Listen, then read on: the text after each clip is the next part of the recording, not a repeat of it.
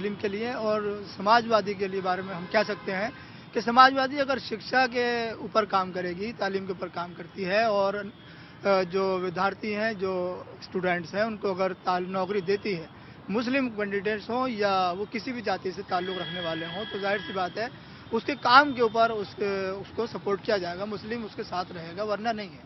बहुत बहुत शुक्रिया।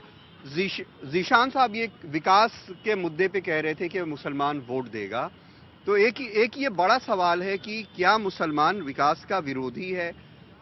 वो क्यों बीजेपी के खिलाफ वोट देता है? वो क्यों मुस्लिम के नाम पे गोल बंद होता है? आपको क्या लगता है कि क्या डेवलपमेंट उसका इशू नहीं है? अखिलेश यादव ने मेट्रो चला दी, उन्होंने इतनी बड़ी सड़क बना दी, वो आईटी सिटी बना रहे हैं, बहुत सारी चीज़ें बता रहे हैं कि हमने इतना डेवलपमेंट किया है, तमाम लोगों को पेंशन दे रहे हैं, 55 लाख औरतों को। क्या डेवलपमेंट मुसलमानों का मुद्दा नहीं है, या इसके अलावा उनके कुछ और भी ज़रूरतें हैं जो चाहते हैं कि उसके ऊपर वो वोट देते हैं? देखिए, डेवलपमेंट मुसलमानों का मुद्दा है, इसमें कोई दो राय नहीं है, लेकिन डेवलपमेंट कहते किसे हैं? मेट्रो को, आईटी सिटी को, जहाँ मुसलमानों का 1% को शेयर नहीं है, या तालीम को और एजुकेशन को और हेल्थ को? अखिलेश ने खुद कहा है कि लखनऊ से अपने घर से 8 किलोमीटर के स्कूल में गए और बच्चों से उन्होंने पूछा, बच्चे पढ़ने की किताब नहीं पढ़ पाए, पूछा मैं कौन हूं? उन्होंने कहा राहुल गांधी। अगर तालीम के 5 साल में इस मेयार को उन्होंने ठीक करने की कोशिश नहीं की। डेवलपमेंट होता है ह्यूमन रिसोर्स से, डेवलपमेंट मेट्रो से नहीं होता है, मेट्रो से भी होता है, वो अलग बात है एक, लेकिन जो डेवलप होना चाहिए डेवलपमेंट। अखिलेश यादव की पार्टी के बड़ा इंपॉर्टेंट एमएलए, बदायूं में एक्सीडेंट हुआ, उनका डेथ हो गई सिर्फ इसलिए कि बदायूं से बरेली तक उसको मेडिकल हेल्प नहीं मिल पाई। है कहाँ डेवलपमेंट का मतलब? क्या है फिर? अगर इस तरह की चीजें हो रही हैं, उनको ठीक नहीं, तालीम में वो नहीं ठीक कर पाए, इसमें ये हेल्थ में वो ठीक नहीं कर पाए, बिजली का मामला वो ठीक, डेवलपमेंट किसको कहेंगे फिर? आपको क्या लगता है कि डेवलपमेंट मुसलमानों का मुद्दा है?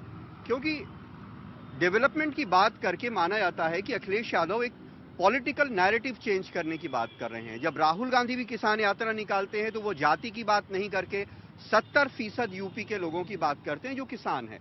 और अखिलेश यादव अगर डेवलपमेंट की बात करते हैं तो जाति समाज और जाति और धर्म में बटे हुए समाज में ये कहा जा सकता है कि वो एक पॉलिटिकल नैरेटिव चेंज करने की कोशिश कर रहे हैं। इसमें वो कितना कामयाब होंगे? मुसलमान इस डेवलपमेंट को किस हद तक अपनाएगा और उस पर वोट देगा? देखिए, मुसलमान जैसा कि 18.5% उत्तर प्रदेश में है, वो इसी समाज का हिस्सा है। जो ज़रूरतें और समाजों की हैं, चाहे वो बैकवर्ड समाज हों, दलित समाज हों या अपर कास्ट हों, वही ज़रूरतें मुसलमानों की भी हैं। वही तालीम, रोज़गार, और एक उनकी बस स्पेशल कंसर्न हो जाती है वो लॉ एंड ऑर्डर और सिक्योरिटी कंसर्न। तो कहीं ना कहीं जब बार बार उसके जहन में ये आता है कि मुसलमानों के लिए और उन इश्यूज़ पे चीज़ों को कुरेदा जाता है, मैं उनके नाम नहीं लूँगा इन इश्यूज़ के, तो वो घूम फिर के फिर डेवलपमेंट के मुद्दे पीछे रह जाते हैं।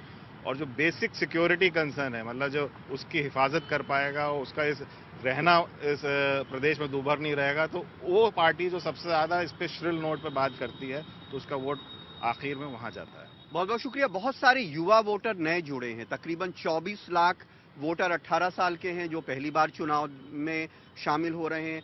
अगर उनसे थोड़ी ज्यादा उम्र के वोटर्स को ले लें तो 40-50 लाख वोटर ऐसे हैं जो 24 साल की उम्र के आसपास होंगे। जो अब वो किस तरह से वोट देते हैं ये एक बड़ा मसला है। लेकिन आपसे जानते हैं कि चीफ मिनिस्टर के तौर पे आपकी पहली पसंद कौन है, मायावती या अखिलेश यादव? देखिए, हमारे चीफ मिनिस्टर के तौर